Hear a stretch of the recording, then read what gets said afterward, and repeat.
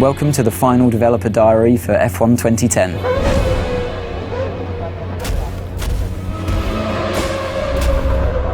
At the beginning of the game, you don't start off as a test driver, you start off as a driver that's managed to secure a seat in a team at the beginning of the year. You know, in the real world, before you go to a track, before you start the season, you're fully aware with your team what the expectations are. Depending on the kind of difficulty level that you've selected, that determines the teams that are open to you at the beginning of the game. You always, as a driver, want to be beating your teammate. That really elevates you in the team.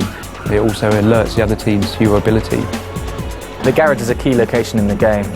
You've got your animated crew working on your car, your race engineer feeding you intel. You've actually been lucky enough to have real race engineers get into the motion capture suits and really just perform the tasks that they do day to day. And that really is a great sensation when you come in there and you see your whole team around you and you really feel a part of that atmosphere.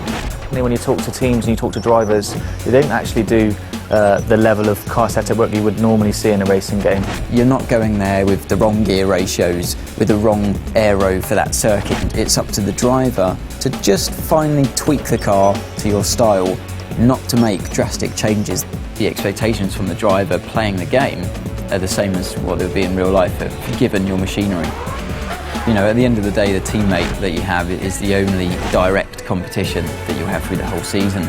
There's a strange balance of having to work together, but also a desperate competition. Where it gets a little bit personal is when it comes to events like qualifying and the race, definitely, where you're just out there to beat him no matter what. Your agent, the media and the paddock itself are your feedback mechanism for how well you're doing in the game.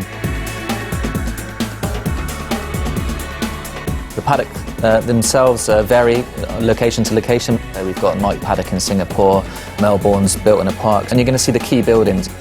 So the paddock's going to get busier, more press there, more pit girls hanging around, more rival drivers interested in you, the better you do on the track. We've got two different types of media in the game. You've got the impromptu media and you've got the press conference. When you speak to the characters in the press conference, it's usually about your race weekend performances.